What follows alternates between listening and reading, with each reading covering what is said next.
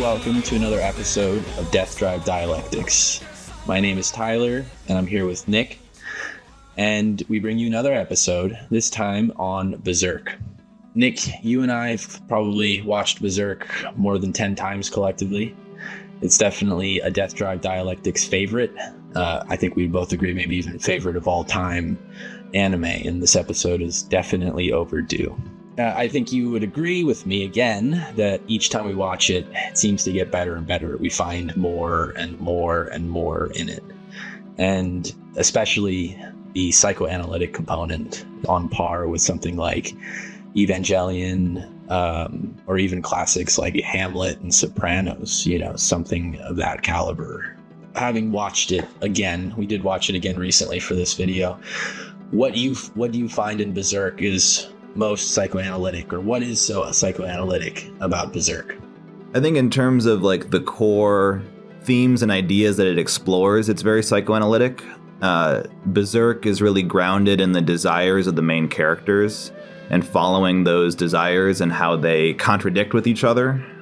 Berserk is also very interested in power, and in particular in social power and how social power is wielded. It focuses on violence and its relationship to patriarchy. And so in that way, it covers a lot of core psychoanalytic concepts. So it really invokes the image of the phallus, I think, in particular. I think the show also really explores relationships and sort of tragic contradictions in relationships. The thing that I would say is that I think that the show is deeply queer in its orientation towards gender, and a deeply feminist show, even though it showcases sort of graphic, explicit, masculine violence. Yeah, I mean, I agree with you. I think this is a show about desire, and it's not shy about demonstrating that desire, not just of a single person, but the way desire is shared, the way desire is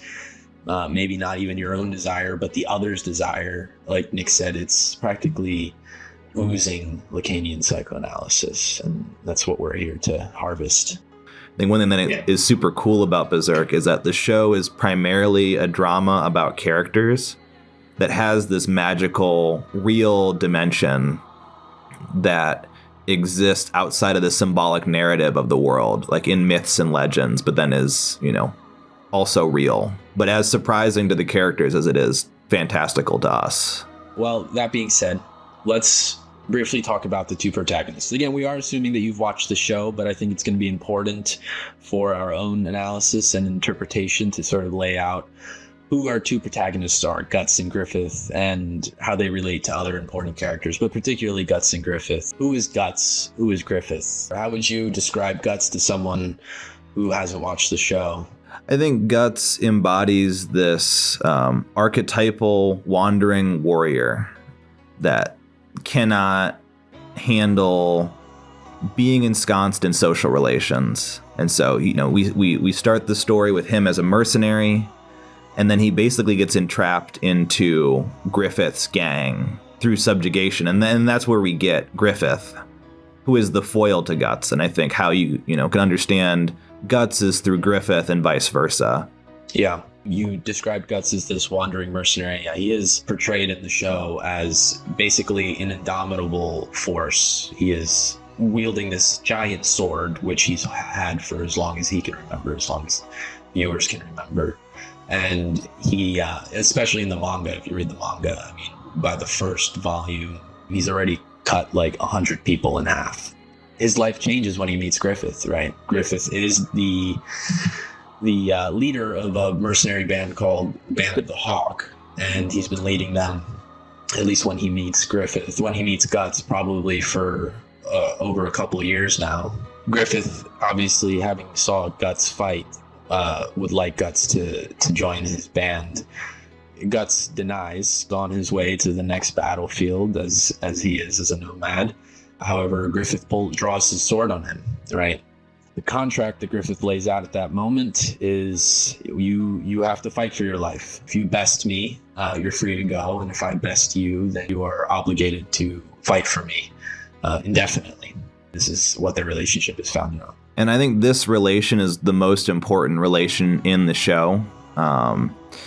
And I think this relation is very, in a lot of ways, similar to the master-slave dialectic of Hegel, of the bondsman and the master, because it's a relationship that's enforced through violence and through violent negation of one's autonomy.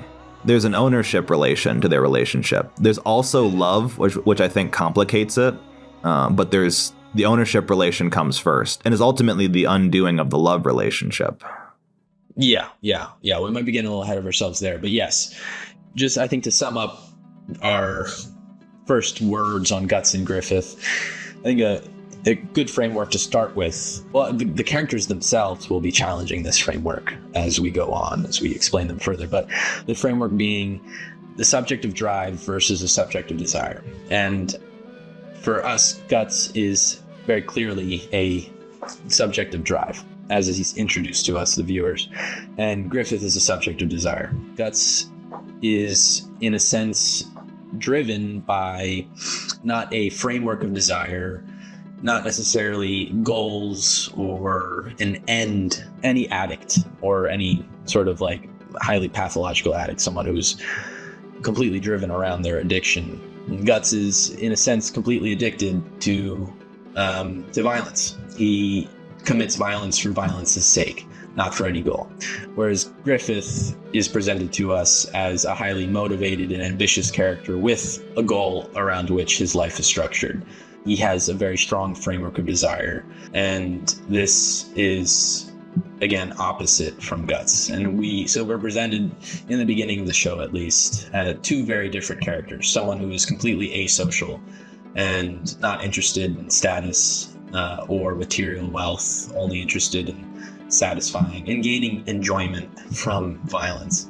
And we have this other character who is obsessed with symbolic status, with enmeshing themselves further in the symbolic order, with socializing and relationships. The show presents us these two different characters, and we get to see what happens when they fall in love. Yeah, I don't even think it would be a particularly unique take to say that they are in love with each other. And I think that this relationship that they have with the other comes up reoccurrently throughout the show, and so I wanted to ask you about that. Psychoanalysis tells us that our desire is structured by our relationship to the other, and our drive is structured by our relationship to the other. I think Griffith is a narcissist, which is a really, I think, core part of his character. And exemplifies all of the classic traits of narcissism, the core of which I think is seeing people as objects. For Griffith, everyone is a pawn in his game, which infects sort of all of his relationships and ultimately destroys his relationship with both Casca and with Guts. Right. Again, where Griffith does attest to his desire being his own, he is constantly saying that he must fulfill his dream. He has to be committed to his dream, as if it isn't even a choice, as if he has no agency in the matter. He is committed to this desire that, while on the face is his own, is actually a desire that he has no control over. He's not willing to concede anything to any other moral framework. Again, he's willing to kill. He's willing to have people sacrifice themselves for him. He is not seeking to change the other's desire or to change the status quo. He's only challenging it without the intent to change it. And that's where he gains his enjoyment, is that he is able to get all these people to sacrifice for him. He's able to challenge the court by his mere presence. And yet he doesn't have a plan to change anything. Griffith's goal is to sort of enmesh himself in the court, to marry the princess and to become king, right? And that's sort of his idea. And of course, that itself is an anathema to the principles of nobility, because he's a mere commoner, right? The second that he attains power, he becomes a threat to the nobility because of his status as a commoner, and that social mobility is threatening. Even though he doesn't seek to overthrow the established order of feudalism, he just seeks to put himself at the top of it, which I think is what makes his desire perverse. Yeah.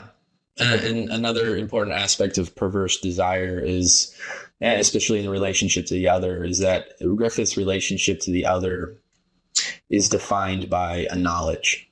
Contrast this to Guts and Casca's understanding of the other's desire and their own desire. Casca and Guts are constantly in crisis or in antagonism with their desire. They are flip-flopping back and forward. They don't know what they desire, and they're constantly questioning what the other's desire is. What is Griffith's desire? What is he thinking? What are they thinking? Griffith, on the other hand, is one of knowledge. He constantly is in the know of others' desire. He gets enjoyment from exercising that knowledge. I think the most demonstrative example of that enjoyment that he gets and that knowledge that he exercises is the glare he gives people. It happens a couple times in the show, particularly with the guy who's always doing all the nasty business in the court. And Griffith is able to exercise his knowledge of the other's desire, because Griffith, I don't know how, he's just an excellent judge of character. He always knows what the other is desiring. And for neurotics, or everyone who isn't Griffith, that is a constant source of anxiety. He didn't waver once in conversation. Could it be he didn't do it?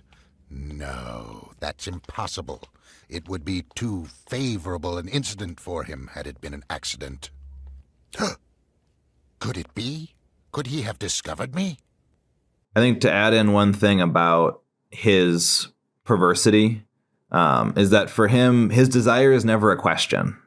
He never, questions his desire outside of his relationship with Guts, which is his undoing. His desire is not a question for him because he's perverse, and he wants to make his desire the law.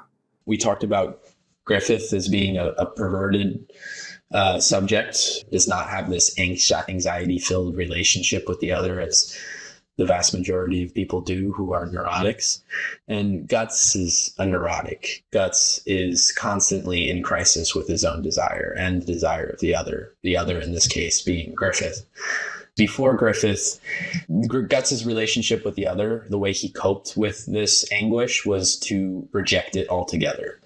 He would at every turn reject socializing, in that sense rejecting the little other's desire. Also reject symbolic status, in that sense rejecting the big other's desire. He would almost be deliberately autistic so as to avoid these questions of what the other desires and to avoid the question of what he desires. He avoided too all social responsibilities. Like we see him leaving, jobs. And not only that, he kills people. I mean, he literally, in order to cope with this anxiety of the other, he annihilates little others to avoid this question. He uses violence as a substitute for language, for the anguish of language. Language does provode jouissance, but violence and addiction is such a better and more reliable source of enjoyment, where it is entirely asocial. It's for Guts. It's better. Yeah. And that's what makes his desire autistic, is that it's enjoyment outside of the symbolic realm. It's enjoyment through the stimulation of the act itself. I mean, he goes to the battlefield and it's those sparks that he's in conversation with, not people. And for him, that's a lot less anxiety inducing. I don't even know what the hell I strike the iron for. But there is still one thing I like about it. Huh? The sparks. I like seeing sparks. Breathtaking. Life. Bursting before my eyes for just a moment. My life. Sparks. The light born in the clash when two swords meet. They serve me as well.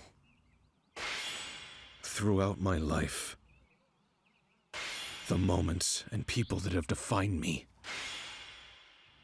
they have all been illuminated by sparks. It's his special interest. He's reproducing his special interest, which just happens to be violence. Yeah, and that makes Guts a relatable character, I think, because, I mean, Psychoanalysis makes the argument that statistically the vast majority of people are neurotic. So if you're watching this show, you're probably neurotic, and you probably relate to Guts more than you relate to Griffith. There's something heartwarming about Guts's rejection of status, especially when he's in the court. He's all dolled up, dressed up, and he's like, this is stupid. Why do we have to dress like this? And he just leaves the ball. He leaves the court, which is not polite or of principle, but he doesn't care. Well, yeah, but... Oh, unbelievable. You must be the strongest man in the Hawks. Who's stronger, Sir Griffith or you? You take care of them. There's something endearing about his trouble with the other, because we all experience that, whether it's in the form of stuttering or in the form of saying the wrong thing. We are all always concerned with what the other thinks of us and what the other desires. And Guts is the same way. He just copes with it in a particularly pathological way. I think what makes him endearing is his rejection of the social values. In that way, he's similar to philosophers like Diogenes, who really reject and turn around these social values, choosing not to engage in the social game. But as psychoanalysis says, and Lacan insists, is that there is no avoidance of the other. You can't, no matter how hard he swings his sword, there is no escaping language or the other's desire, which is why he has to confront it. And I think that's the show is sort of this critical point in Guts's life. I mean, the manga is so much more extensive, but the show so really focuses in on Guts's moment of confronting the other, in this case Griffith, and this crisis that it instills with him, because all his life up until meeting Griffith, he was able to administer his own enjoyment outside of language until Griffith pretty much bound him into servitude. I'd want to say one more thing before we move on that you reminded me of, that Guts's core contradiction and conflict is between that little other and the big other and their desire. Guts throughout the show is constantly annihilating these little others through violence, but fundamentally cannot escape the big other. I mean, again, from birth, he was branded by language. It's his relationship with Griffith where he can no longer disavow it. For the neurotic, the little other must take the position of the big other. He thinks he's annihilating this anxiety by killing small others. So he thinks if he destroys this little other, he can escape. And this is sort of what keeps driving him along. Yeah. And it starts with his father. I think that's a really important point, that his desire to kill the other starts with his betrayal by his adoptive father, and then his murder of his adoptive father, and ending that first symbolic relationship, and then trying to repeat that ending through his repeated run-ins with death. Guts, from the moment he was born, I mean, he was literally born out of the carcass of a woman being hanged off a tree, and then immediately thrown into the hands of Gambino, who forced him to become a mercenary and wield a sword at like the age of 3, and would torment him and at every moment make him feel worthless. Guts's response to that, while it was sort of ambiguous as to whether it was intentional or not, Guts ends up putting a sword through Gambino and then running away and starting his nomadic life. Another endearing thing about Guts is seeing this cold, hardened mercenary be warmed by relationships, by not just with Griffith, but with those around him. We see him joking around and fraternizing with the other members of the band of the Hawk. And it's nice to see that Guts is capable of doing that. Because again, it's not like he's some sort of totally deterritorialized psychopath, even though he fights like one. He is, again, like we mentioned, a sensitive person who has, just like the rest of us, a troubled relationship with language, which is our only entryway to being social. Being social is violent and is anxiety-inducing, no matter how comfortable you are, unless you're a pervert. But that's where I want to read this quote real quick, and then we can move on. So this is from Kirsten Heildgaard from Lacan.com, a very interesting and really good essay on perversion, Sade, and Lacan. But the quote is this. It's a little long, and maybe we'll cut it up, but I'll say it just in case. In contrast to the neurotic, the pervert does not direct his demand, his lack, his question towards the other, but is nevertheless submitted to the other's desire, in the sense that the pervert's practice is compulsive. The exhibitionist is, for example, compelled to expose himself to the other's unwilling gaze. In the case of the neurotic, the other's desire is cause for alarm, anxiety. He is compelled to flee desire in contrast to the pervert who is forced to act. As far as the pervert is concerned, desire is an imperative that cannot be refused, no matter whether he is an otherwise model citizen with all the highest and best moral standards. It is an imperative that it comes from somewhere else. He is remote controlled by something. In this sense, the pervert is submitted to the other's desire. Quote, "The Lord's will be done" could be the motto of perversion. It's such a good explanation of, I mean, obviously, of course, Guts, but Griffith in particular, because Griffith disavows that his desire is not his own, because he constantly says that it is his dream. It is this imperative. It is this thing that is simply not a choice for him. And it is like a Kantian moral imperative. As we go farther in this analysis, we'll be highlighting how good of a foil this show is for this sort of transition from a Kantian moral imperative to a Sadian world of pure enjoyment, violence, and perverted sex. Because that's exactly what happens to Griffith. It starts off as this noble moral imperative, making him the most ethical of all characters, only to end up being the most perverted, demonic, evil presence in the world of Berserk. He goes from having a Kantian categorical imperative to seek power, as opposed to like a moral or an ethical imperative. It's an imperative of desire, to seek the thing that he desires at all cost, which submits him to the other's desire, which is symbolized in the show as the Bailet and as his connection to the underworld and to the sort of demon world that exists within Berserk.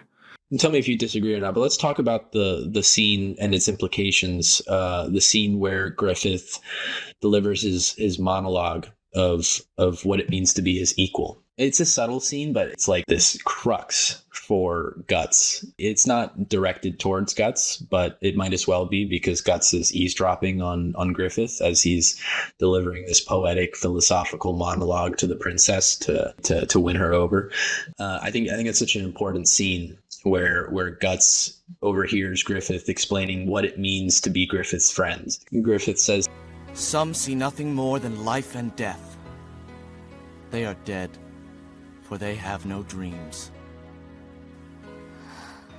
I think it's at this exact point where Guts experiences this deficiency or confronts the agonizing question, what is your desire? Griffith explicitly states in this monologue that he could only consider someone a friend if they are equally committed to a dream, which of course is the exact opposite of what Guts is, because he's not committed to anything. Griffith is totally invested in the dream, and for Guts, the dream is absent, and he's sort of following this obsessional neurosis, trying to figure out, what his desire is, unable to make it come to be. And I think this crisis comes to a head at the point at which Guts decides to leave the Band of the Hawk. On the day that he's leaving, he has a conversation with Corcus and Judo, and he explains that he wants what Griffith has. But to be beneath him, serving his dream and admiring him, I can no longer stomach it. I want to be at his side, as an equal when I afford something for myself. No more. No more will I be anything less to Griffith than his equal. You think yourself Griffith's equal? And he desires to be Griffith's equal, right? He wants something for himself, to stand by Griffith's side, equally committed to something. But what I think is interesting is that in order to be his equal, he actually has to go further than being his equal. He has to best him. And that's what makes their fight so tragic, is that Guts in the beginning asks him, "Would you settle for a smile and a fond farewell?"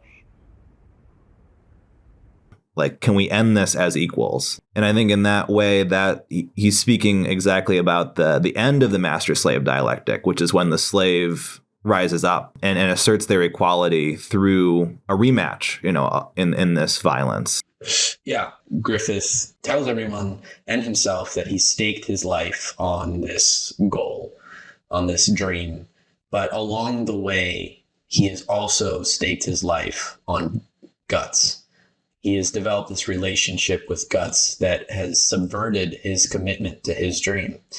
At the second to last episode, one of the most telling lines from Griffith is just before he's about to make the decision to accept this king status as the king of the underworld.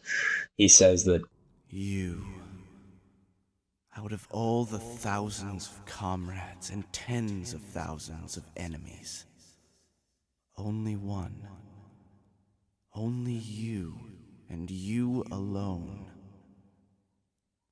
obscured the vision of my dream. I submit. and I think that attests to the relationship, that the unintentional relationship that Griffith found himself in with Guts. Call it love? I don't know. Guts is this third party, this wrench thrown into Griffith's dream. He's his undoing, and I think that's so psychoanalytic that Guts is Griffith's undoing as a character. That this totally, perfect and coiffed and flawless sort of individual stumbles as they're about to get everything that they want, and ultimately falls. Yeah. So for Guts leaving Griffith is, I think, Griffith's first encounter with a deficiency. Griffith's first acknowledgement of perhaps the lack in his own desire. Again, as a perverted subject, and just as demonstrated in the show, Griffith has never had a problem with his desire. He's always known his desire. He's never had a problem. And Griffith is literally speechless. I mean, he's defeated, kneeling on the ground. Griffith is unable to articulate anything beyond controlling someone else, which is the princess. Yeah, and it's a total mistake too. It's I think this is where this is where his drive shows through in his desire. Is where I think this moment in the show where he jumps the gun and goes to the princess's window. It's not actually what his desire was. His desire was to be king, but the drive, I think, superseded or undermined his desire in this way. Yeah, he was never sexual. He was never into sex. He could have any woman he wanted at any given moment. Never did we see him express anything sexual. And yet it's at that moment, the worst moment, when he has everything, when he's succeeded, that he decides. So it's obviously, yes, I think it's a perfect way of putting it. He didn't necessarily desire. Yeah. And this is where I think his perversity lies, is that his whole sexuality is related to power. And not that sex can't have a power dimension, but I think when your sex is entirely dominated by power, that's perversion. For him, sex is not about, pleasure or equality, but about this power dynamic that he can wield. It's actually his second. It's his first rape. The first rape is the princess, and then the second rape is Casca at the very end. And in both of these, it is a cope as a result of castration. His desire for Casca grows after seeing Guts and Casca's relationship with each other, and his own impotence after being tortured and rendered totally disabled. I would push back on just one thing you said. I don't think it's a desire for Casca so much as, again, it's a desire for mastery and control. And in that moment, raping Casca in front of Guts is the ultimate demonstration of control and power over Guts and Casca at that moment. It's his final move. It's his final act in the show. And I don't think it's in any way a detour from his actions throughout the show. I think it along the exact same path. It's not like Griffith. I don't think Griffith truly experiences any character development at all throughout the show. I think it's from the beginning to the very end. His beginning behavior and actions line up perfectly structurally with his end actions, which are so horrifically violent. There's an inherent violence to Griffith's dream. In this way, I think he's also a pure narcissist, in that he's just totally stuck in this self-interested desire that he puts above everything else. He's unable to change. And his desire is a perverse desire. So it's a desire that's focused around power and domination and control for its own sake. Right. So Berserk presents us with these two very disparate archetypes, especially psychoanalytic archetypes, subject of the drive and the subject of desire, Guts and Griffith. For now, I think we'll leave it there on the terms of desire and the desire of the other, perversion and neuroticism. In the next part, we'll continue to flesh out the differences between these two characters using different psychoanalytic concepts such as the phallus and objet. Stay tuned and check out our next part on Berserk. Thanks for watching. If you like this content, make sure you like and subscribe. See ya.